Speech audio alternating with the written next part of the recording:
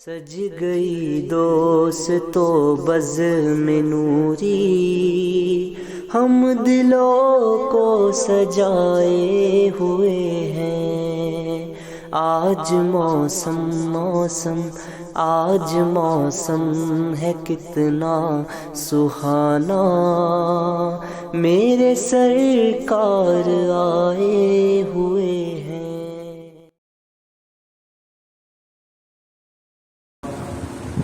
الحمدللہ رب العالمین والعاقبۃ للمتقین والصلاة والسلام علی سید الانبیاء والمرسلین وعلی آلہ واصحابہ واہل بیتہ اجمعین، اما بعد۔ قال اللہ تعالی فی القرآن المجید والفرقان الحمید، بسم اللہ الرحمن الرحیم۔ النبی اولی بالمؤمنین من انفسهم، آمنت باللہ صدق اللہ العظیم وصدق رسولہ النبی الامین المکین الکریم، ونحن علی ذلک لمن الشاہدین والشاکرین والحمد للہ رب العالمین۔ قال اللہ تعالی فی شان حبیبہ المصطفى، ان اللہ وملائکتہ یصلون علی النبی، یا ایھا الذین آمنوا صلوا علیہ وسلموا تسلیما۔ اللهم صل علی سیدنا مولانا محمد معبد الجود والکرم وآلہ وبارک وسلم، صلاۃ و سلام علیک یا رسول اللہ صلی اللہ تعالی علیہ وسلم۔ نبی اور آل نبی پر ایک مرتبہ اور درود پاک پڑھیں۔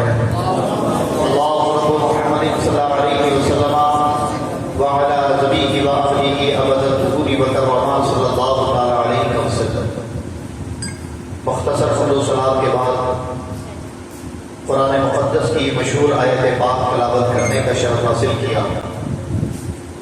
آئیے متذکرہ آیت پاک کے تحت گفتگو کرنے سے قبل ہم اور آپ اللہ رب العزت کی بارگاہ میں دعا کریں کہ اللہ اپنے حبیب کے صدقے مجھے حق دینے کی توفیق عطا فرمائے، اور ہم شرکائے بزم کو حق سن کر حق کو قبول کر اس پر عمل کرنے کی توفیق عطا فرمائے۔ اللہ کا احسان، اس کا فضل ہے کہ آج ماہ ربیع النور شریف کی یہ تیسری مجلس، جس میں ہم اور آپ ذکر مصطفیٰ صلی اللہ تعالیٰ علیہ وسلم کرنے اور سننے کے لیے حاضر ہوئے، اللہ تبارک و تعالیٰ ہم سب کے حاضری کو اپنی بارگاہ میں قبول فرمائے۔ اللہ تبارک و تعالیٰ شرکت فرمانے والوں کو اور جن لوگوں نے اس محفل کا انعقاد کیا انہیں دارین کی سعادتوں سے مالا مال فرمائے۔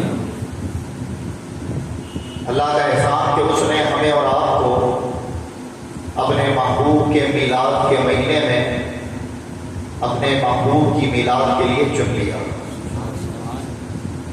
آج یہ تیسری شب اور تیسری مجلس ہے، اور جس کا عنوان ہے جانے میں عشق مصطفیٰ۔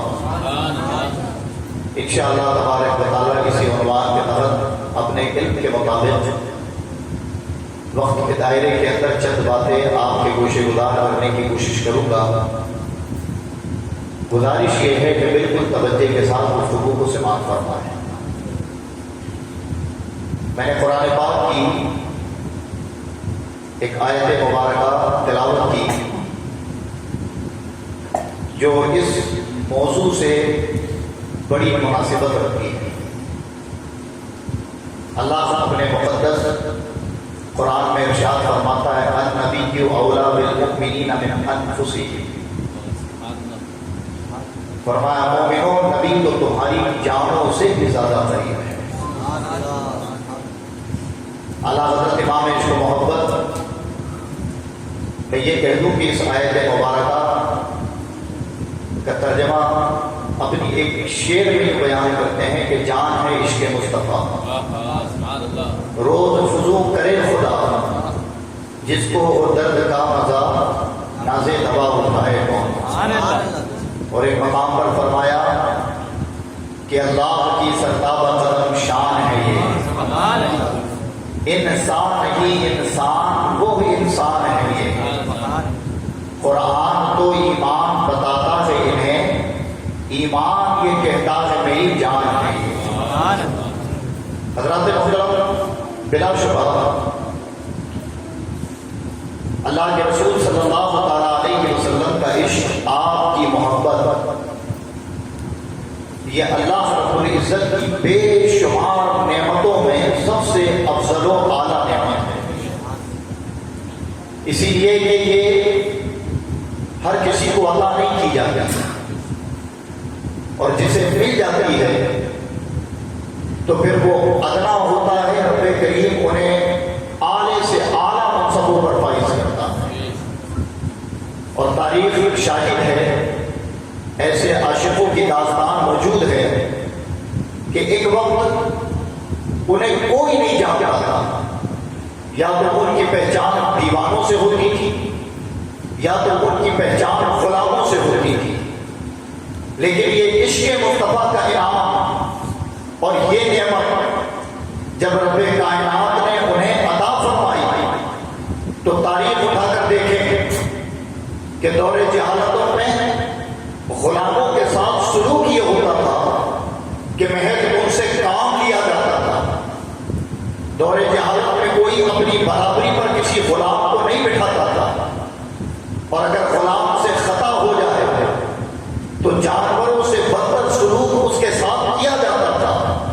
لیکن یہ ہمارے اور آپ کے آقا کی آمد کا صدقہ ہے کہ ہمیں پتہ چلا کہ غلاموں کے بھی حقوق ہوتے ہیں، غلام رکھنے کی بھی شرائط ہوتی ہے۔ تو انہی غلاموں میں ایک غلام ایسے بھی ہیں کہ جو بظاہر شکل و صورت سے کالے تھے، جو بظاہر عربی نہیں تھے، عجمی تھے، جن کا نسب کسی اعلیٰ خاندان سے نہیں ملتا تھا، جبکہ آپ کو خرید کر اپنی غلامی کے لیے رکھا گیا تھا۔ لیکن مصطفیٰ جان رحمت کا عشق جب انہیں ہوا اور رب کائنات نے اپنے محبوب کے عشق کی نعمت انہیں عطا فرما دی، تو وہی غلام کہ جسے ایک وقت مارا جاتا تھا، جس سے وزن اٹھایا جاتا تھا، جس سے اپنے گھر کے کام اور کاج لیے جاتے، اب اسی غلام کا حال عشق مصطفیٰ کے بعد ایسا بلند ہوا ہے کہ وقت کا بڑے سے بڑا امام جب بھی اس غلام کا ذکر کرتا ہے تو اپنے عشق کی معراج سمجھتا ہے اور کہتا ہے وہ عاشق ذات کوئی اور نہیں بلکہ بلال حبشی رضی اللہ تعالیٰ عنہ ہے۔ آپ دیکھیں کہ غلام جب تک تھے تو وجود نہ تھا، اور مصطفیٰ کا عشق ملا تو اللہ نے بلندی عطا فرما دی۔ اور پھر بلندی کیسی کہ خود مصطفیٰ بھی اپنے غلاموں کو، اپنے پیاروں کو مقام عطا کرتے ہیں، عروجیت عطا کرتے ہیں۔ یہ جو کہا ہے کہ جان ہے عشق مصطفیٰ، میں اس کا خلاصہ کروں گا، اگر ذہن لگا کر سنیں تو انشاءاللہ ایمان تازہ ہو جائے گا۔ آپ اٹھا کر تاریخ پڑھیں کہ جہاں عشق نے بلندی دی وہاں خود محبوب بھی بلندی عطا فرماتے ہیں۔ بڑے تاریخ فتح مکہ کی، جب مکہ فتح ہوا اور فتح ہونے کے بعد بت توڑ دیے گئے، اب نماز بجماعت میرے نبی کی اقتدا میں جملہ اہل ایمان کھل کر کعبے کے اندر پڑھیں گے۔ آذان کی باری آئی تو اللہ کے نبی نے کسی اور کو نہیں بلکہ حضرت بلال کو ہی حکم دیا کہ اے بلال تم آذان پڑھو۔ حضرت بلال نے پوچھا یا رسول اللہ آذان کہاں پڑھوں؟ اسی لیے کہ مدینے میں آذان ہوتی تھی تو منہ کعبے کی طرف ہوتا، اب تو خود میں کعبے کے اندر ہوں تو آذان کس جانب منہ کر دوں؟ اللہ کے نبی فرماتے ہیں اے بلال ابھی تک تو اس کی جانب منہ کر اذان دیتے تھے، اب آذان دو لیکن کعبے کی جانب منہ نہ کرو،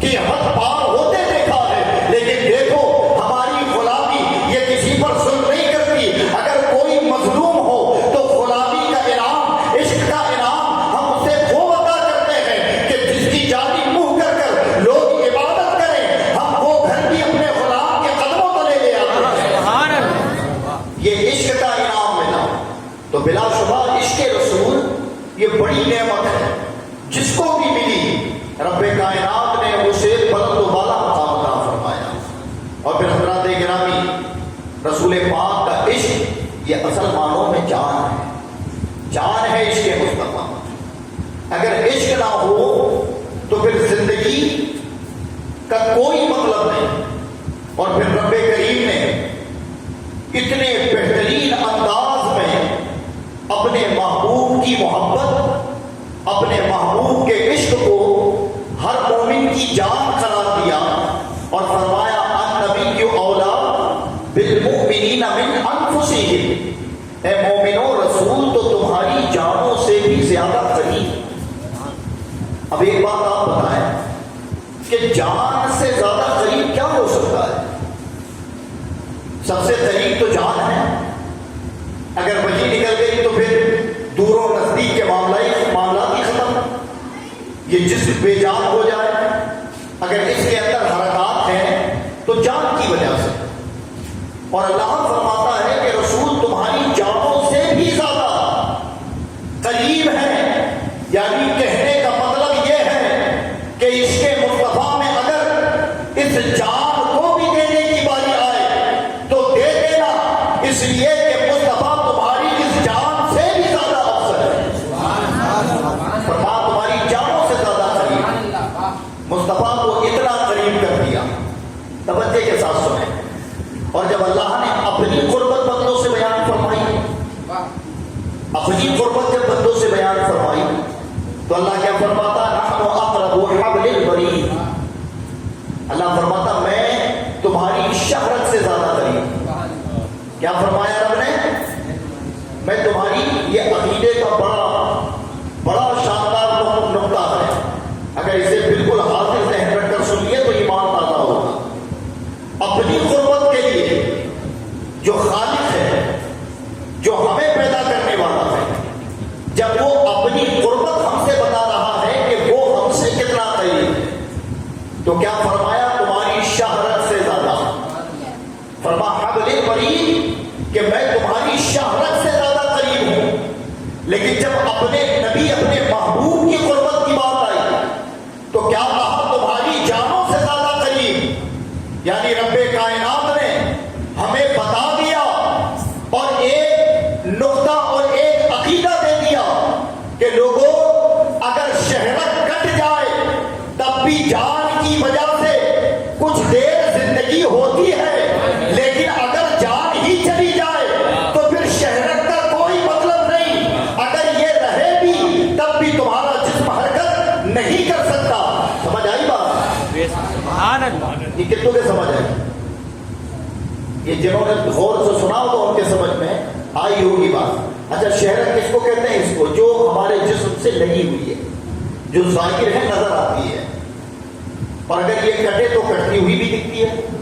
قربانی میں آپ نے جانوروں کو ذبح ہوتے دیکھا، کیا کاٹا جاتا ہے بھائی؟ وہ شہرت پر تو چھری چلائی جاتی ہے، خون کا پھوارا نکلتا ہے، اور اس کے باوجود بھی وہ کچھ لمحات زندہ ہوتا ہے، اس کے اندر حرکت ہوتی ہے، وہ تڑپتا ہے.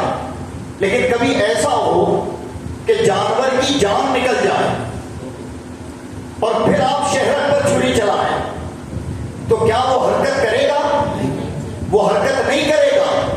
اب خدا نے اپنی قربت بتائی کہ میں شہرت سے زیادہ قریب، اور مصطفیٰ کی قربت جانوں سے زیادہ قریب. رب نے بتا دیا کہ میرے بندو اگر تم میری نافرمانی کرو گے، میرے احکام کو پامال کرو گے، میں کریم ہوں، تمہیں معاف کر دوں گا، تمہیں بخش دوں گا. اور پھر تمہارے پاس گنجائش ہے، اس لیے کہ شہرت تو کٹ رہی ہے لیکن جان ابھی باقی ہے. اگر اس جان کی حفاظت کر لو تو میں کریم رب، خالق رب، تمہاری کٹی ہوئی رگ کو جوڑ سکتا ہوں. لیکن اگر تم نے جان پر ہی ظلم کر لیا، اپنی جان کو ہی مار ڈالا، تو پھر شہرت رکھنے کی کوئی ضرورت نہیں ہے. اور رب کائنات نے اس تعلق کو، جو مصطفیٰ کو جان کہا اور خود کو شہرت کی قربت بتائی، خود اس تعلق کو قائم رکھنے کے لیے رب کائنات قرآن میں فرماتا ہے قل ان کنتم تحبون اللہ فاتبعونی یحببکم اللہ.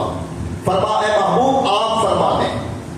اصل معنوں میں ترجمہ اعلیٰ حضرت کا تم فرما دو، یہ تو ادبی اعتبار سے ہو گیا کہ آپ فرما دیں.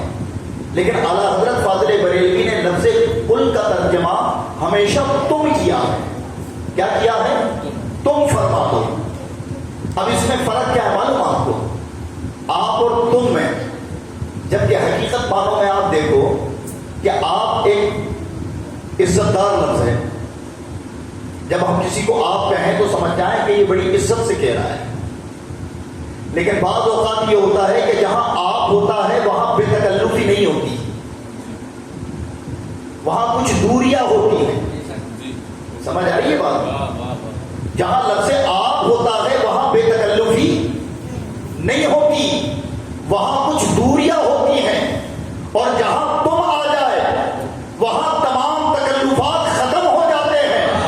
تو اعلیٰ حضرت کا یہ فہم ہے کہ رب کریم نے جو قل کہا ہے یہ بے تکلف ہو کر نبی سے کہا کہ نبی آپ فرما دیں، نہیں تم فرماؤ، اس لیے کہ آپ میں دائرہ ہوتا ہے، تم میں دائرہ نہیں ہوتا. تو فرمایا قل ان کنتم تحبون اللہ، کہ تم فرما دو کہ اگر یہ اللہ کو دوست رکھتے ہیں فاتبعونی یحببکم اللہ، تو اے محبوب یہ آپ کے فرما بردار ہو جائیں. آپ دیکھیں کہ رب کریم نے خود مصطفیٰ کی ذات کو اپنی ذات کے لیے اصل قرار دیا. یعنی اگر میری بندگی کا دعویٰ ہے، مجھے مانتے ہو، میری عبادت کرتے ہو، تو تم پر لازم ہے کہ تم میرے محبوب کے فرما بردار، میرے محبوب کے عاشق، میرے محبوب کی اطاعت شیار ہو جاؤ. اور اگر تم ان سے منہ موڑ کر صرف اللہ اللہ کرتے پھرو تو خود وہ رب جس نے تمہیں پیدا کیا وہ اپنے دربار سے تمہیں دھتکار رہا ہے اور کہہ رہا ہے کہ بغیر محبت رسول میری بارگاہ میں کوئی جگہ نہیں ہے. اگر میری بارگاہ میں مقبولیت چاہتے ہو تو مصطفیٰ کے غلام بن کر آؤ. حضرات گرامی، مصطفیٰ جان رحمت صلی اللہ تعالیٰ علیہ وسلم کو اسی لیے رب کائنات نے فرمایا کہ مومنوں رسول تمہاری جانوں سے زیادہ قریب. کہ رسول پاک کا عشق یہ ہماری جان ہے. اور ظاہر ہے کہ نماز کی جان محبت رسول، ہر عمل صالح کا دار و مدار محبت رسول پر. اور اس کی تقویت خود مصطفیٰ جان رحمت کی زبان سے ہوتی ہے. مشکات شریف میں حدیث ہے، ایک صحابی بارگاہ رسول میں حاضر ہوئے، عرض کرتے ہیں یا رسول اللہ میرا جنت میں کیا ہوگا؟ اچھا فرمان جائے جملے پر کہ صحابہ کو معلوم تھا کہ جنت تو ملے گی ہی، اس لیے یہ نہیں پوچھا کہ میرا کیا ہوگا. فرمایا یا رسول اللہ میرا جنت میں کیا بنے گا؟ اللہ کے رسول نے فرمایا کہ تمہیں کیا چیز محبوب ہے؟ فرمایا یا رسول اللہ میں نے کوئی عبادات تو اتنی نہیں کی، صدقات و خیرات تو اتنے نہیں کیے، لیکن میری سب سے زیادہ محبوب چیز یہ کہ مجھے آپ کی قربت پسند ہے، میں آپ کے ساتھ رہنا پسند کرتا ہوں. میرے آقا فرماتے ہیں کہ اگر تو نے عبادات و عمل صالح نہیں کیے اور میری قربت اور میری صحبت تجھے پسند ہے تو سن، دنیا میں تو جس سے محبت کرتا ہے بروز محشر اور جنت میں بھی اسی کے ساتھ تو ہوگا. یہ سن کر وہ صحابی مسکراتے ہیں اور جھومتے ہوئے اپنے گھر کی طرف جاتے ہیں. یعنی کہ خود مصطفیٰ نے بتا دیا کہ عبادات کے انبار ہو، ریاضات کے انبار ہو، اور اگر میرا عشق نہ ہو، میری محبت نہ ہو، میرا پیار نہ ہو تو تمہاری تمام عبادتیں تمہارے منہ پر مار دی جائیں گی. اس لیے کہ میں مصطفیٰ کا عشق تمہاری جان کے لیے بھی اور تمہارے اعمال صالح کے لیے کی جان کے لیے بھی ضروری اور لازم ہے. اس لیے اللہ تبارک و تعالیٰ نے فرمایا کہ نبی تمہاری جانوں سے زیادہ قریب. اور پھر حضرات جان کی بات تو جان ہے، اللہ کے رسول تو اس جہان کی بھی جان ہے. ہماری طرح جان کی بات تو جان کی ہے، رسول پاک تو اس جہان کی بھی جان ہے. اور وہ کیسے ہیں؟ امام میرے عشق و محبت فرماتے ہیں وہ جو نہ تھے تو کچھ نہ تھا، وہ جو نہ تھے تو کچھ نہ تھا، وہ جو نہ ہو تو کچھ نہ ہو. جان ہے وہ جہان کی، جان ہے تو جہان ہے. اچھا پھر یہ کیسے ثابت ہو کہ وہ جان ہے جہان کی؟ بھائی شعر میں تو کہہ دیا کہ وہ جو نہ تھے اول ما خلق اللہ نوری، خود نبی فرماتے اللہ نے سب سے پہلے اپنے نور سے میرے نور کو پیدا فرمایا. کل آپ نے سنا کہ تمام انبیاء نے عالم ارواح میں عہد میثاق لیا اور کہا اقررتم، ہم اقرار کرتے ہیں. گویا تمام انبیاء سے پہلے میرے نبی موجود تھے. اور پھر اس کی اور بھی دلیل ہے. کبھی سورہ آپ فیل اٹھا کر پڑھیں جس میں اللہ فرماتا الم تر کیف فعل ربک باصحاب الفیل. اچھا اس کا ترجمہ پڑھیں اور ترجمہ کریں تو کیا ہوگا؟ کیا آپ نے نہیں دیکھا؟ یہ سمجھداروں کے لیے تھا. میری سمجھ آ رہی ہے بات سب کو؟ تو جب عشق رسول کی بات ہو تو شیخ شادی شیرازی فرماتے ہیں کہ جب عشق رسول کی بات ہونا تو عاشق جو ہو اس کے سننے کا انداز بدل جانا چاہیے. یعنی چہرے سے نحوست ختم ہو جائے، جسم سے سستی ختم ہو جائے، اور پھر وہ اگر عشق مصطفیٰ پر کلام سنے تو اسے ایک تو عالم وجد میں آنے کا ثواب ملتا ہے اور دوسرا عشق مصطفیٰ اور کرنے اور سننے کا بھی ثواب ملتا ہے. سمجھ آئی؟ تو ایسے سنیں کہ سمجھدار لوگ ہیں. اپن کوئی دیہات میں بیان نہیں کر رہے ہیں، کوئی دیہات میں بیان نہیں سن رہا ہے. اللہ نے کیا فرمایا؟ الم تر کیف فعل ربک باصحاب الفیل. کہ محبوب کیا آپ نے دیکھا نہیں ان ہاتھی والوں کا ہم نے کیا حال کیا؟ ہاتھی والوں کا حال کیا کیا؟ ایک واقعہ ہوا میرے نبی کی ولادت سے پہلے. واقعہ فیل 54 یا 55 دن پہلے. میرے نبی تشریف نہیں لائے اور یہ واقعہ ہوا. اور اللہ تبارک و تعالیٰ جب قرآن نازل فرما رہا ہے، جب نبی آ چکے ہیں تو نبی کو بتا رہا ہے کہ اے محبوب کیا آپ نے دیکھا نہیں کہ ان ہاتھی والوں کا کیا حال ہوا؟ تو بتایا کس کو جاتا ہے؟ جو پہلے سے موجود ہو. جو پہلے سے موجود ہو بتایا اسے جاتا ہے. تو گویا میرے نبی اس وقت بھی موجود تھے جب حضرت عیسیٰ کے معجزات ہو رہے تھے، حضرت ابراہیم سے امتحان لیے جا رہے تھے، حضرت اسماعیل کو ذبح کیا جا رہا تھا. یہ تمام چیزیں میرے نبی دیکھ رہے تھے. اس لیے رب کریم نے جب بھی پرانے قصص مصطفیٰ سے منسوخ کر بیان کیے تو کہیں یہ نہیں کہا کہ محبوب ہم تمہیں بتاتے ہیں، بلکہ شریک کر لیا. کہا کیا تم نے دیکھا نہیں کہ ان کا حال کیا ہوا؟ بلکہ عقیدہ دے دیا کہ لوگوں 40 آخری میں آئے ضرور، 40 سال بعد اعلان ضرور کیا ہے، لیکن ان کی تخلیق اس وقت کر دی گئی تھی جب آدم کا بھی وجود نہ تھا. رب نے اگر سب سے پہلے کسی چیز کو پیدا فرمایا تو وہ مصطفیٰ کی ذات ہے.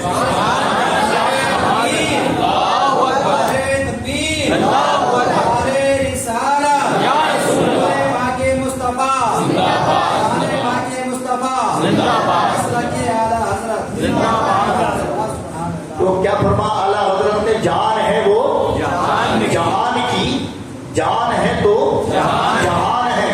تو ظاہر ہے کہ اس کے لیے یہ تو شعر ہے لیکن اس کے لیے کوئی ثبوت بھی تو چاہیے، کوئی ثبوت بھی تو چاہیے.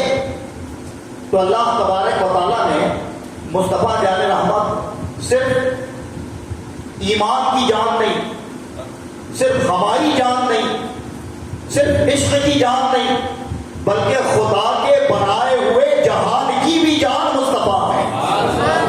اور وہ کیسے؟ معراج کا واقعہ سنا ہوگا آپ نے، وہ کئی بار مرتبہ سنا ہے. اللہ کے رسول کہاں گئے؟ لامکان. 50 نمازیں 5 کرائیں، اللہ سے راز و نیاز کی باتیں ہوئی، موسیٰ علیہ السلام سے ملاقات ہوئی اور لوٹ آئے. یہ واقعات بیان ہوتے ہیں اور پھر اس میں یہ بیان بھی کیا جاتا ہے کہ کنڈی ہل رہی تھی، بستر گرم تھا، لامکہ سے لوٹ آئے. یہ بات کے واقعات سنا. لیکن جس جگہ نبی گئے خود نبی فرماتے ہیں کہ ایک آسمان سے دوسرے آسمان کی مسافرت، تیز رفتاری، اگر تیز سواری سے کوئی کرے تو 500 برس کی مسافرت. کتنی؟ 500 برس کی.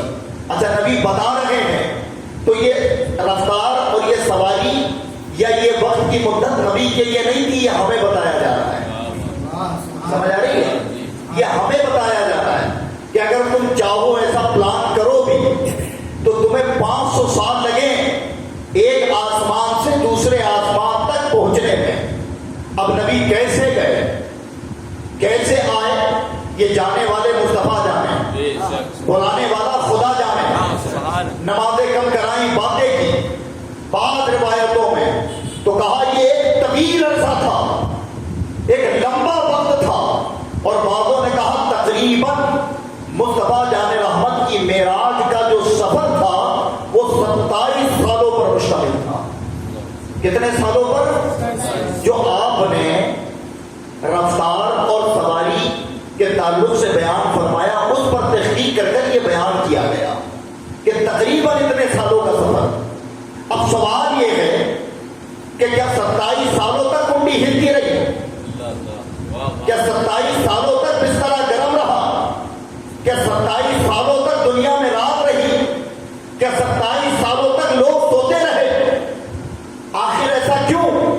اور پھر جب آئے تو کنڈی ہل رہی، بستر گرم، لوگ سوئے ہیں، رات کا وہی وقت میں بھی کمی نہیں. تو اب اس مسئلے کو حل کیسے کیا جائے؟ تو کہا جان ہے وہ جہان کی، جان ہے وہ جہان کی. اگر میرے جسم سے جان چلی جائے، میں جس پوزیشن میں ہوں وہیں رک جاؤں گا. اور کب تک رکا رہوں گا؟ جب تک وہ جان لوٹ کر واپس میرے جسم میں نہ آئے. اور جیسے ہی آئے گی میں جہاں سے رکا تھا وہیں سے چلنا شروع کر دوں گا. تو میرے نبی صرف ہماری جان نہیں، عشق کی جان نہیں، بلکہ جہان کی بھی جان ہے. جب جہانوں سے ہی نکل گئے، جب مصطفیٰ جان رحمت جہانوں سے نکل گئے، یعنی وہاں پہنچ گئے جہاں کوئی جہاں نہیں، لامکہ چلے گئے، تو جب جان نکل گئی تو یہ جہان جہاں تھا رک گیا. اور جب تک رکا رہا، جب تک مصطفیٰ لوٹ کر نہ آئے، اور جیسے ہی آئے جہاں سے رکا تھا پھر چل دیا. اس لیے کنڈی ہلتی رہی، بستر گرم رہا، اور لامکہ سے میرے نبی تشریف لے آئے.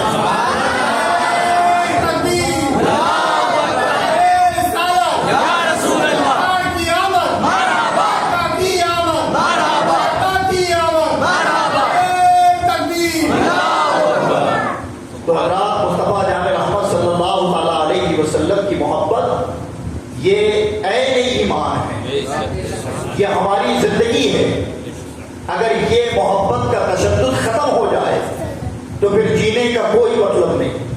اور محبت کس کو کہتے ہیں؟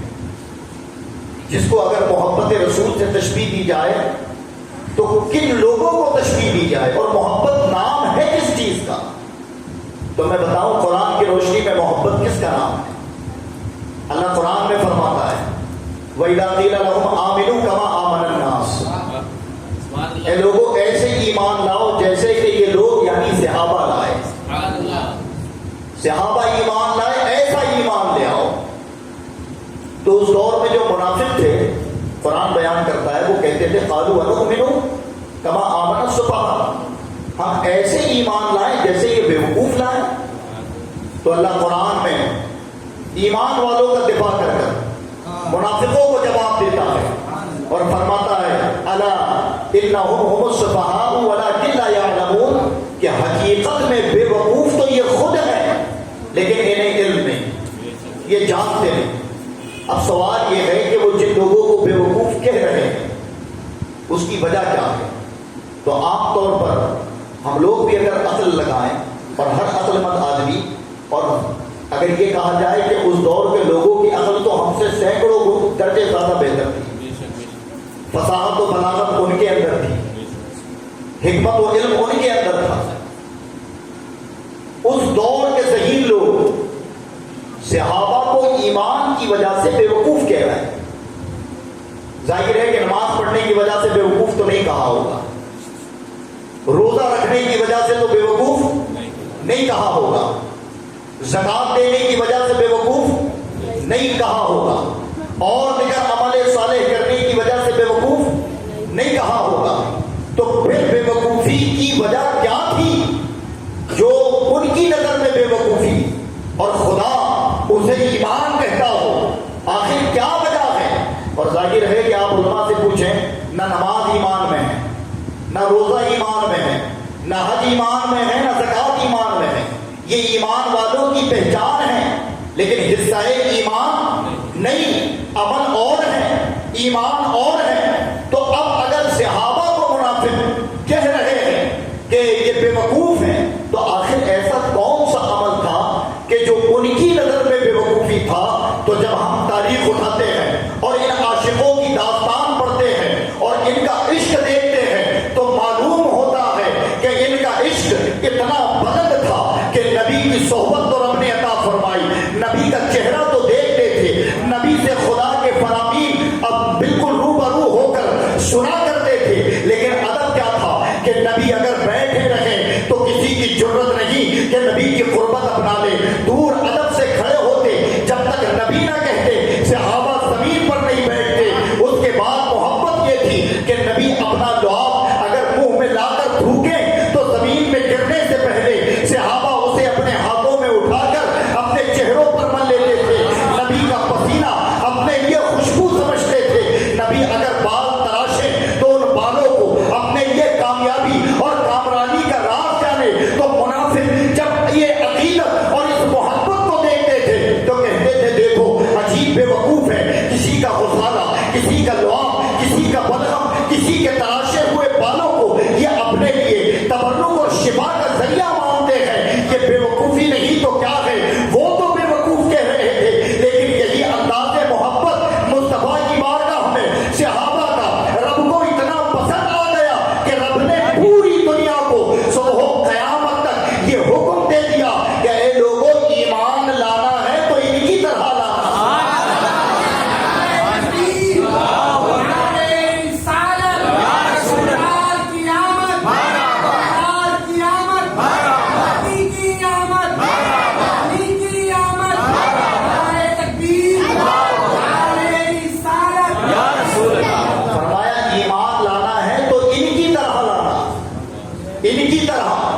اور وہ ایمان کیا تھا؟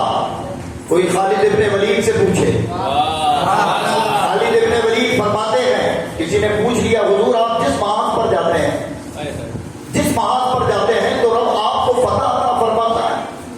سیف اللہ آپ کا لقب، آپ کو شکست کوئی نہیں دے پایا. اور خالد ابن ولید نے پوری زندگی آرزو کی کہ انہیں شہادت کی موت، وہ جام شہادت نوش کریں. لیکن اللہ کے شیر کو کون آخر مات دے سکتا تھا؟ اللہ کی تلوار کو کون شکست دے سکتا تھا؟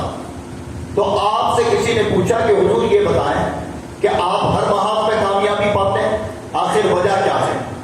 آپ نے یہ نہیں کہا کہ یہ طاقت کثرت نماز کی وجہ سے ہے، یہ نہیں کہا کہ میرے بازوؤں میں طاقت ہے، یہ نہیں کہا کہ میرا گروہ بڑا ہے، بلکہ آپ فرماتے ہیں کہ میں جو امامہ پہنتا ہوں اس امامے کے اندر ایک ٹوپی ہے اور اس ٹوپی میں مصطفیٰ کا ایک بال ہے جسے میں رکھتا ہوں. اور جب بھی وہ امامہ پہن کر کسی میدان میں جاتا ہوں میری طاقت کا کمال نہیں، یہ مصطفیٰ کے منہ مبارک کی برکت ہے کہ رب کریم مجھے ہر محاذ پہ کامیاب و کامران کر دیتا ہے.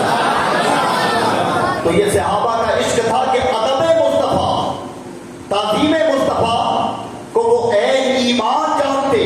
اور رب کریم نے بھی ادب مصطفیٰ، تعظیم مصطفیٰ کو عین ایمان قرآن میں قرار دیا اور فرما لوگوں اگر ایمان لانا ہے تو ان کی طرح لے آنا، یہ صحابہ کی طرح لانا.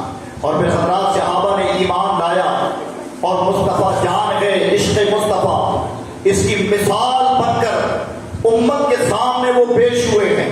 آپ تاریخ اٹھا کر پڑھیں، حضرت ابو بکر صدیق رضی اللہ تعالیٰ جو بعد الانبیاء خیر البشر، جن کا لقب ہے مصطفیٰ جان رحمت کی قربت، جن کو سب سے زیادہ ملی. جیسے جی سنا کہ مصطفیٰ نے اعلان نبوت فرمایا ہے تو حضرت ابو بکر صدیق بغیر چوں چرا کیے میرے آقا کا کلمہ پڑھتے ہیں، آپ کو رسول تسلیم کرتے ہیں، خدا کی وحدانیت کا اقرار کرتے ہیں، دائرہ اسلام میں آتے ہیں، ایمان والے ہو جاتے ہیں. اور پھر مصطفیٰ کے ساتھ تبلیغی کاموں ہیں. ایک مرتبہ حضرت ابو بکر اور امام الانبیاء حرم کے اندر موجود ہیں اور میرے آقا لوگوں کو اسلام کی دعوت دے رہے ہیں تو کفار مکہ نے دیکھا کہ یہ نئے دین کا پرچار کر رہے ہیں تو مصطفیٰ جان رحمت کو اذیت دینے کے لیے یہ آگے بڑھے. حضرت ابو بکر نے جب یہ دیکھا تو حضرت ابو بکر مصطفیٰ جان رحمت پر اپنی جان قربان کرنے کے لیے آمادہ تھے, آگے آ گئے اور ان کفاروں کو روکنا چاہا, لیکن ان بدبختوں نے اپنے ہتھیاروں سے اور جو لاٹھیاں ان کے پاس تھی جو ہاتھ لگا اس سے نبی کو بھی مارا, حضرت ابو بکر کو بھی مارا, لیکن حضرت ابو بکر کی جانثاری اور مصطفیٰ پر قربان ہونے کا جذبہ اور ایثار یہ تھا کہ حضرت ابو بکر مصطفیٰ کو بچانے کے لیے تمام وار اپنے جسموں پر لیتے اور مصطفیٰ پر وار نہیں پہنچنے دیتے. جب ایک چوٹے میرے نبی کو لگی, لیکن حضرت ابو بکر کا حال یہ ہوا کہ آپ جس زمین پر ایسے گرے کہ وہاں لوگ موجود وہ سمجھ گئے کہ اب یہ دنیا میں نہیں رہے, جسم لہو لہان ہو گیا, آپ بے تحاشا زمین پر. آپ کے قبیلے اور قبیلے کے لوگوں نے جب دیکھا تو وہ آئے اور کفار قریش کو دور کر کر آپ کو اٹھایا گھر لے گئے.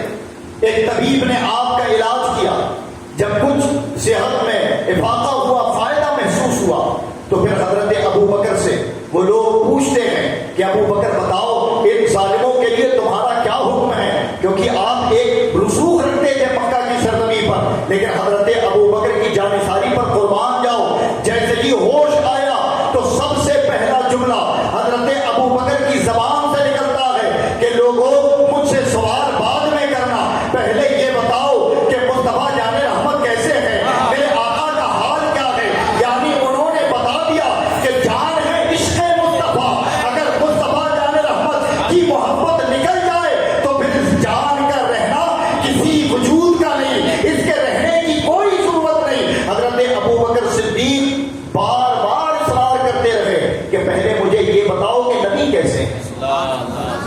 جب آپ کو خبر ملی کہ نبی بخیر ہے تو کہا نہیں, جب تک دیکھ نہ لوں مانوں گا نہیں.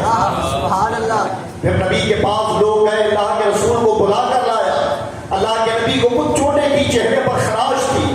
اللہ کے نبی جب تشریف لائے تو اس غلام کا ادب یہ تھا کہ جس کو لوگ اٹھاتے تھے مصطفیٰ کی آمد پر وہ با ادب اٹھنے لگے. تو میرے آقا فرماتے ہیں ابو بکر آرام کرو, دیکھو اللہ تبارک و تعالی ہمارا نگہبان ہے, نہ وہ تمہیں ضائع ہونے دے گا نہ وہ مجھے اذیتوں میں مبتلا ہونے دے گا, وہ ہمارا نگہبان ہے. تب جا کر حضرت ابو بکر کے اندر جینے کی چاہ بڑھی. جب نبی کو دیکھا جب جینے کی چاہ بڑھی, ورنہ طبیب علاج کرتا اور حضرت ابو بکر کہتے اگر نبی کو کچھ ہوا تو میری زندگی کا کوئی مقصد نہیں, میری زندگی کا کوئی مطلب نہیں.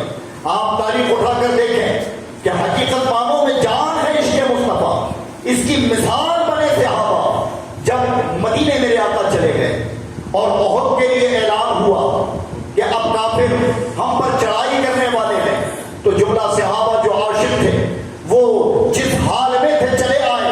ایک ایسا عاشق رسول بھی جس کو حضرت حنظلہ کے نام سے دنیا یاد کرتی ہے, یہ ان کا نکاح ہوا, اپنی بیوی کے ساتھ وقت گزارا تھا اور صبح کانوں میں صدا پڑی ہے کہ مصطفیٰ کے نام پر جانا ہے. یہ بھی نہیں دیکھا کہ میری بیوی ابھی سہاگن ہوئی ہے, ابھی میں نے حقوق بھی پورے نہیں کیے, ابھی اس کے ساتھ ایام بھی کچھ نہیں گزارے ہیں, پھر میں بھلا کیسے جاؤں. لیکن انہیں معلوم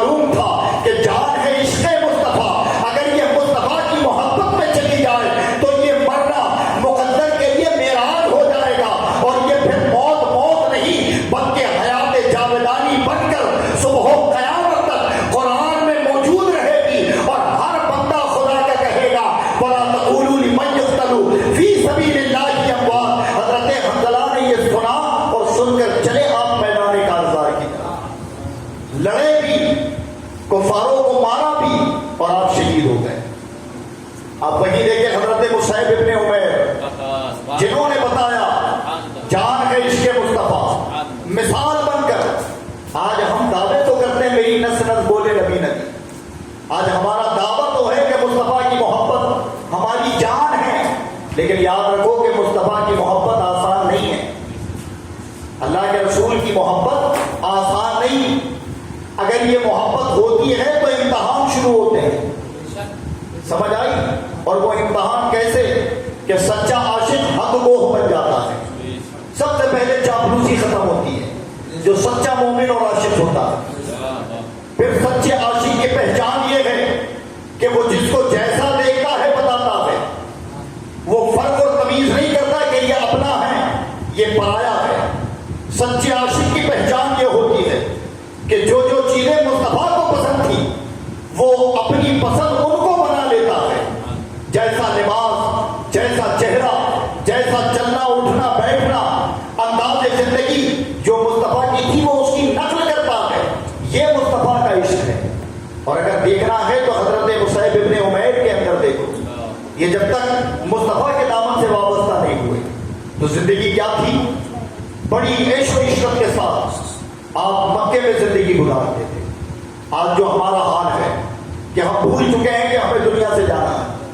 ہم بھول چکے ہیں کہ مصطفیٰ کو منہ دکھانا ہے. ہم بھول چکے ہیں کہ سب ہمارے حامی اور ناصر جو مددگار دنیا میں ہیں یہ سب ہم کو کہیں گے جاؤ کسی اور کے پاس. آج ہماری نہیں چلے گی. اور وہ نبی مقام محمود پر اپنی باہیں پھیلا کر اپنے امتیوں کو کہیں گے انا لہا، آؤ میری طرف، آؤ میری طرف، میں تمہیں تمہاری شفاعت کروں گا، میں تمہیں مصیبت سے نجات دلاؤں گا. آج ہم بھول چکے ہیں. حضرت مصعب ابن عمیر نوجوان تھے، مکہ میں رہتے تھے اور حال یہ تھا کہ اتنے قیمتی کپڑے پہنتے کہ اس دور میں لوگ آپ کا لباس دیکھ کر آرزو کرتے تھے کہ کاش ایسا لباس ہمیں مل جائے. اتنی مہنگی خوشبو آپ لگایا کرتے کہ اگر کسی گلی سے گزر جاتے تو آپ کی خوشبو سے لوگ پہچان جاتے یہ مصعب جا رہا ہے اور آرزو کرتے کہ کاش ملے. لیکن وہی مصعب ابن عمیر کہ جیسے ہی مصطفیٰ کا عشق ہوا، مصطفیٰ کی محبت دل میں آئی تو گھر والوں نے تشدد کیا، تمام آرائشیں چھین لی، اچھے کپڑے، خوشبو اور جو دولت اور سرمایہ دیا ہوا وہ چھین لیا. اور شرط یہ لگائی کہ شرط یہ ہے یا تو نبی کو چھوڑ دے تو یہ آرائش تیرے لیے، اور اگر آرائش چاہتا، اگر آرائشوں کو چھوڑنا ہے تو پھر ہمیں چھوڑ دے. یہ شرط لگا دی کہ مصطفیٰ کو چھوڑ یا آرائشیں ملے گی، اور اگر انہیں نہیں چھوڑتا تو آرائشوں کو چھوڑ، ہمیں چھوڑ دے. گھر والوں نے گھر سے نکال دیا. بارگاہ مصطفیٰ میں آئے، عرض کیا یا رسول اللہ بس آپ کی محبت میں پڑھنا تھا کہ امتحان شروع ہو گیا. جو لوگ، جو گھر والے میری ایک خواہش پر، میری تمام چیزیں پوری کرنے پر آمادہ تھے، ایک گزارش پر، آج انہوں نے سب کچھ چھین لیا. اللہ کے نبی نے اپنے دامن میں انہیں لیا اور پھر دیکھا کہ ظلم و تشدد بڑھ رہا ہے تو کہا کہ تم جاؤ حبشہ ہجرت کر جاؤ. یہ مکہ سے ان لوگوں کی جماعت میں حبشہ چلے گئے جو مہاجرین میں سب سے پہلے لوگ ہیں. حضرت مصعب ابن عمیر چلے گئے، اب ہجرت کر گئے. یہاں میرے نبی مکہ میں ہیں اور میرے نبی مکہ سے ہجرت کر کر مدینہ گئے. مدینے کے حالات جب سازگار ہوئے تو جتنے لوگ حبشہ گئے ہوئے تھے اللہ کے نبی نے قاصد کے ذریعے ان سب کو بھی بلا دیا. جب یہ پورا قافلہ لوٹ کر آنے لگا تو اسی قافلے میں حضرت مصعب ابن عمیر بھی تھے. اللہ کے نبی اپنے ان عاشقوں کے استقبال کے لیے مدینے کے اس راستے پر کھڑے ہیں جو حبشہ کی جانب جاتا ہے. اور جیسے ہی یہ قافلہ قریب آیا امام الانبیاء کی نظر اس قافلے پر پڑی تو میرے آقا غمزدہ تو تھے ہی، اس لیے کہ وہ نبی جو رو رو کر آنسو بہائیں اور کہیں حبلی رب حبلی امتی، جن کے لیے میرے امام کہیں کہ اللہ کیا جہنم اب بھی نہ سرد ہوگا. رو رو کے مصطفیٰ نے دریا بہا دیے ہیں. وہ ہمارے لیے تڑپنے والے مصطفیٰ کہ جن کی شریعت اور جن کے قوانین کو پامال کرتے وقت ایک ذرہ بھی برابر بھی ہمیں خیال نہیں ہوتا. جب وہ قافلہ قریب آ رہا تھا تو میرے آقا کی نظر پڑی، آنکھوں میں آنسو آ گئے. میرے آقا رو پڑے اور فرماتے ہیں اپنے قریب کے لوگوں سے دیکھو یہ میرا مصعب ہے، یہ میرا مصعب آ رہا ہے. کہا ایک وقت لوگوں حال یہ تھا کہ اس کے لباس کی طرح لوگ لباس کی آرزو کرتے تھے، اس کی خوشبو خوشبو کی طرح لوگ خوشبو کی آرزو کرتے تھے، لیکن دیکھو میری محبت نے سب چھین لیا، میری محبت نے سب چھین لیا۔ اور وہ عاشق جب آ رہا تھا وہ انداز کیا تھا؟ اٹھا کر پڑھیں کتابیں، انداز یہ تھا کہ جسم پر یعنی بدن کی جانب صدر سے اوپر کا حصہ آپ نے ایک بھیڑ کے چمڑے سے ڈھکا ہوا تھا، اور ایک ٹاٹ آپ نے اپنی صدر پر لپیٹا ہوا تھا، اور شباب چہرے پر، اور مصطفیٰ کی بارگاہ میں چلے آ رہے ہیں۔ اور پھر ان کی محبت کا عالم یہ ہے کہ یہ سب تو قربان کیا، لیکن یہی صحابی ہے کہ جب میدان احد میں پہنچے ہیں اور ان کا سگا بھائی مد مقابل آیا ہے تو انہوں نے تلوار اٹھا کر یہ نہیں سوچا کہ یہ میرا خون ہے، یہ میرا بھائی ہے، بس مصطفیٰ کا خدار ہے، مصطفیٰ کا غدار ہے۔ حضرت مصعب نے اپنے سگے بھائی کو اپنی تلوار سے مارا تھا، اور اسی جنگ میں آپ شہید بھی ہوئے۔ جنگ احد میں آپ کی شہادت ہوئی، اور جب آپ کی شہادت ہو گئی تو مسلمان اتنے بھی غریب تھے اس وقت کہ کفن کے لیے کپڑا بھی موجود نہ تھا۔ حضرت حمزہ کی شہادت ہوئی، حضرت حمزہ اتنے لمبے چوڑے کہ آپ کا جسم نہیں ڈھکتا تھا، اتنا بڑا کپڑا نہیں تھا، کوئی سر ڈھانپتا تو پیر کھلتا، پیر ڈھانپتا تو سر کھل جاتا تھا۔ حضرت حنظلہ اسی حالت میں میدان میں شہید پڑے ہوئے ہیں۔ حضرت مصعب ان کا لاشا پڑا ہوا ہے۔ اللہ کے نبی نے جب دیکھا تو اپنے ان جانثار عاشقوں کی محبت میں مصطفیٰ کی آنکھوں سے آنسو تو نکلے، لیکن میرے آقا ان کا مقام بیان فرماتے ہیں۔ حضرت حنظلہ کے لیے کہتے ہیں، فرماتے ہیں کہ کسی نے کہا یا رسول اللہ ان پر غسل تھا، میرے آقا فرماتے ہیں میری نظریں دیکھ رہی ہیں کہ فرشتے اپنے ہاتھوں سے انہیں غسل دے رہے ہیں، فرشتے اپنے ہاتھوں سے غسل دے رہے ہیں۔ حضرت مصعب کی طرف جب نظر گئی تو میرے آقا فرماتے ہیں میں دیکھ رہا ہوں کہ اس کی آمد کے منتظر آسمان میں فرشتے ہیں کہ جو قربانیاں اس نے دی ہیں وہ قربانیاں اب صبح قیامت تک کوئی نہیں دے پائے گا، اس نے سب کچھ چھوڑا محض میری محبت کے لیے۔ تو صحابہ نے مصطفیٰ جو جان ہے عشق مصطفیٰ، صحابہ اس کی مثال بن کر پوری دنیا کے سامنے آئے۔ اللہ نے ان لوگوں کو بھیجا مصطفیٰ کے دور میں کہ آنے والا ہر دور اگر مصطفیٰ کی عظمت، مصطفیٰ کے عشق اور مصطفیٰ کی محبت کو سمجھنا چاہتا ہے تو اس پر لازم ہے کہ وہ صحابہ کا ایثار دیکھے، صحابہ کی محبت دیکھے، کتنی مشقتوں کو برداشت کر کر مصطفیٰ جان رحمت کی محبت کا حق ادا کیا۔ اور آپ کو معلوم ہے کہ جب بھی صحابہ جاتے تھے اور رسول کچھ فرماتے تو کیا کہتے تھے؟ یا رسول اللہ ہمارے ماں باپ آپ پر قربان، یا رسول اللہ ہمارے ماں باپ آپ پر قربان۔ انہوں نے بچوں کی قربانی دے دی، انہوں نے گھروں کی قربانی دے دی، انہوں نے وطن کو چھوڑ دیا۔ آج ہم سے ایسا کوئی امتحان نہیں۔ اس دور کے لوگوں کے لیے محبت رسول بڑی آسان ہے، عشق رسول بڑا آسان ہے۔ اور یہ تم نے سنا ہے نا کہ ذرہ برابر اگر کسی کو محبت رسول ہو، ذرہ برابر اگر کسی کے دل میں ہو تو جہنم کی بو بھی اسے نہیں ملے گی۔ اگر ذرہ برابر بھی ہو تو یہ ذرہ برابر ہے کیا جو جہنم سے نجات دلا دے؟ یہ ذرہ برابر محبت ہے کیا؟ تو یاد رکھو کہ ہمارے مقدر میں ذرہ تھا، اسی لیے رب مصطفیٰ نے ذرے سے ہی مخاطب ہو کر کلام کیا ہے، اسی لیے کہ اصل محبت تو رب کرتا ہے، ہمارے لیے تو ذرہ بھیجا، اور وہ ذرہ اگر کسی کو ذرے کا ذرہ ملا ہے تو کوئی عبد الرحمان جامی بنا ہے، اگر یہ ذرہ کسی کو ملا ہے تو بایزید بستانی بنا ہے، یہ ذرہ کسی کو ملا ہے تو ویسے کرنی بنا ہے، یہ ذرہ کسی کو ملا ہے تو امام عشق و محبت اعلیٰ حضرت بنے ہیں۔ حضرات یہ کیوں ہوا کہ انہوں نے ذرہ پایا ہے؟ اب ہم اپنا محاسبہ کر لیں کہ ہمارے اندر ذرہ ہے کہ نہیں، اور اگر وہ ہوتا تو پھر یقین ہماری پیشانی سجدوں کے لیے تڑپتی ہوتا، تو ہمارا چلن بدل چکا ہوتا۔ ہم سب سے زیادہ اگر کسی چیز کو ترجیح دیتے تو وہ مصطفیٰ جان رحمت کے قوانین کو دیتے۔ آج تو حال یہ ہے کہ ناموس رسالت کے پہرے داری کے نام پر خود مصطفیٰ جان رحمت کی سنتوں کو پامال کرنے والے، مصطفیٰ جان رحمت کے دین کو پامال کرنے والے، اور پھر بنے بیٹھے ہم ناموس رسالت کے پہرے دار ہیں، ہم مصطفیٰ کی ناموس کو بچائیں گے، عزت کو بچائیں گے۔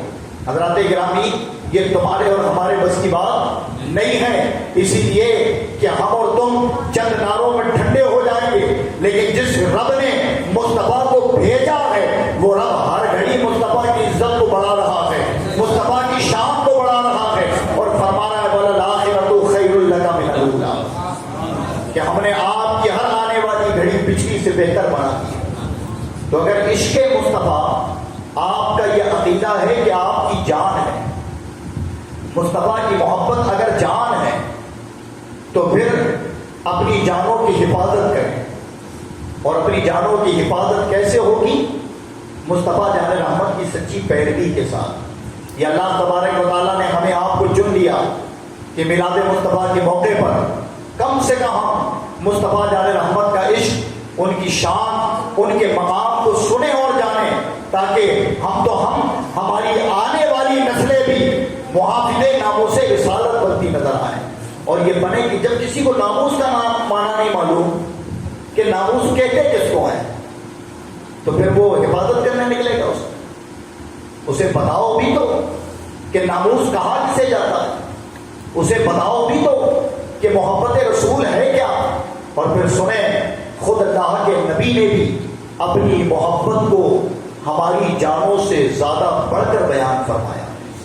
اللہ کے نبی فرماتے ہیں، اللہ کے رسول صلی اللہ تعالیٰ علیہ وسلم کی ایک حدیث، فرمایا لا یؤمن احدکم حتی اکون احب الیہ، کہ تم میں اس وقت تک کوئی مومن نہیں ہو سکتا جب تک وہ مجھ سے اتنی محبت نہ کر لے، من والدیہ وولدیہ والناس اجمعین، کہ اپنے والدین، اپنی اولاد اور دنیا کی تمام چیزوں سے بڑھ کر وہ مجھ سے محبت نہ کر لے تو وہ مومن نہیں۔ تو مومن ہونے کے لیے شرط ہی ہے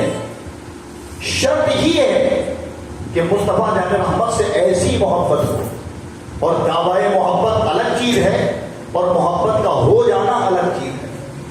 دعویٰ آسان ہوتا ہے، لیکن اس دعوے کی دلیل پیش کرنے میں مشقت ہوتی ہے، اور جو دعوے کے ساتھ دلیل پیش کرتے حقیقت میں وہ عاشق ہے، وہ مصطفیٰ کا محب ہے۔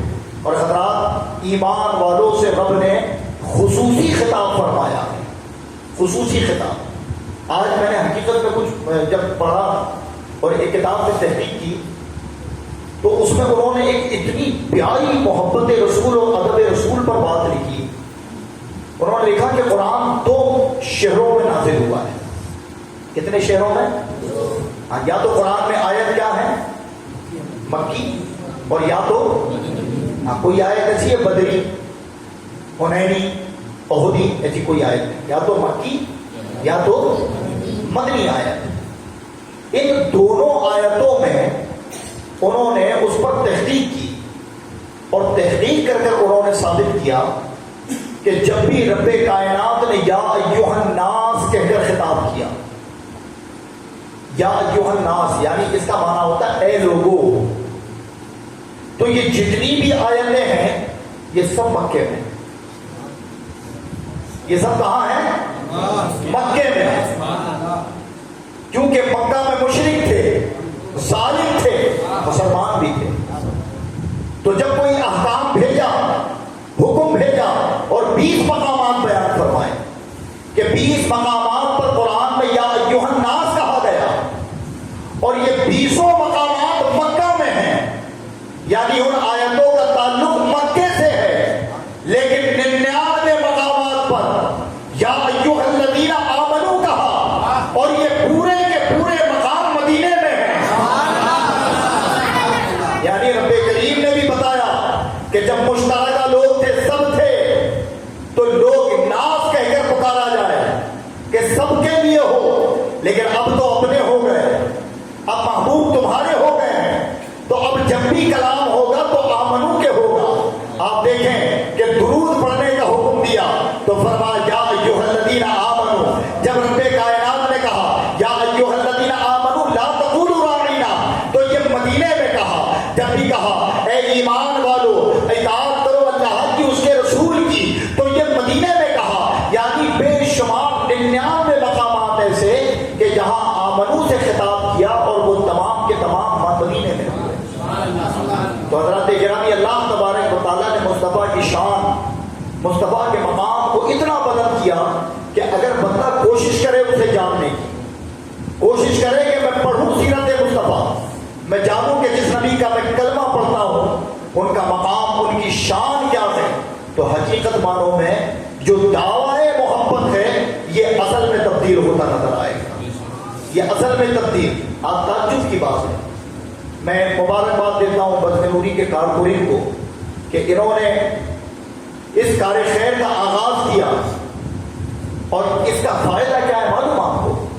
اس کا فائدہ یہ ہے کہ یہ ابھی جب دوران بیان وقت گزرے کہ یہ بچے جانیں گے کہ نبی کس عمر میں کہاں تھے، نبی نے کس عمر میں کیا عمل کیا تھا، نبی کی ازواجی زندگی کیا تھی، نبی نے بچوں کی تربیت کیسے کی تھی، یہ ہمارے لیے جاننا ضروری ہے۔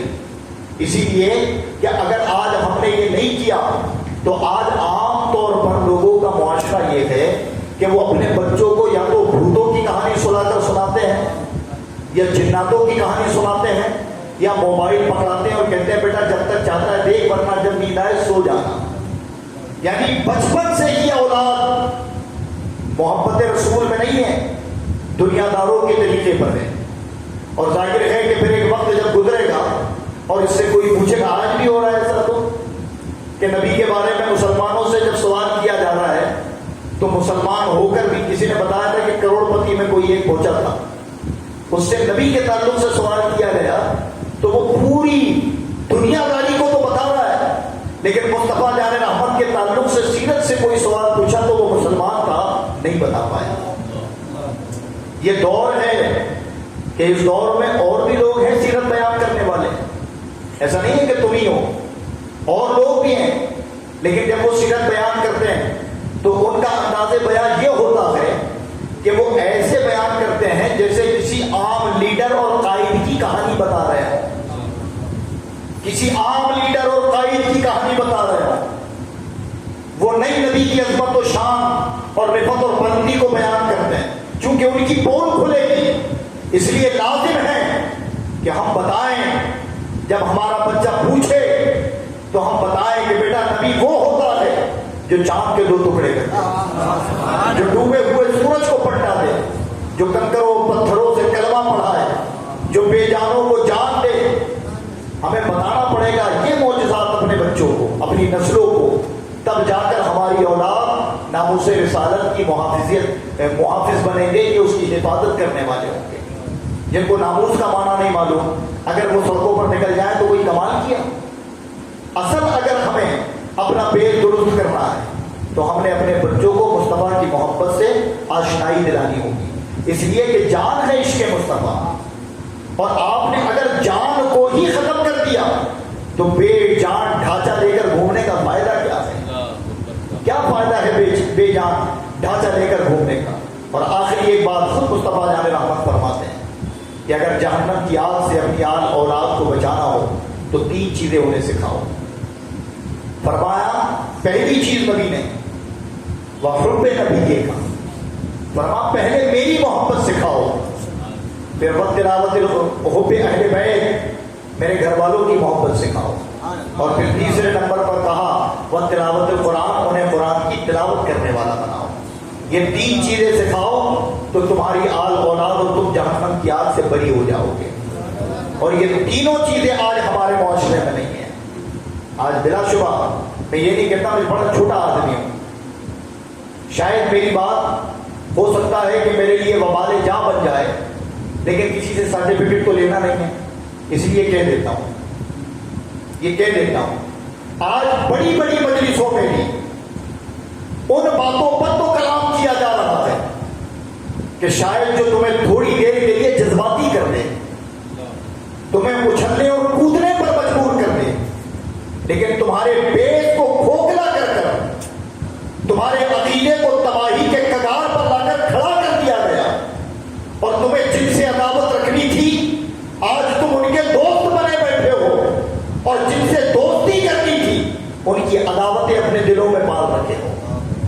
اور یہ کس لیے ہوا یہ ہر عقل مند آدمی جانتا ہے.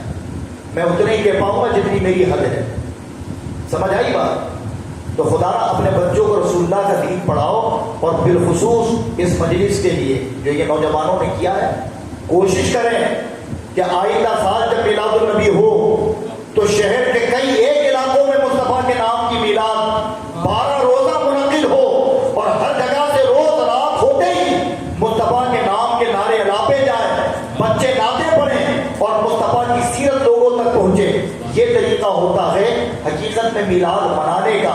ایک دن اڑھن کر لینے سے تم نے مصطفیٰ کی محبت کا حق ادا نہیں کیا. جلوس نکالا جائے, بلا شبہ یہاں اہل سنت کا طریقہ ہے اور یہ ہمارے ملک کا کلچر ہے, اس لیے ہم جلوس نکالتے ہیں. لیکن اصل اگر محبت رسول ہے تو پھر ہمارا طریقہ یہ ہو کہ ہم مصطفیٰ جان رحمت کے پورے مہینے کو اہتمام کے ساتھ منائیں.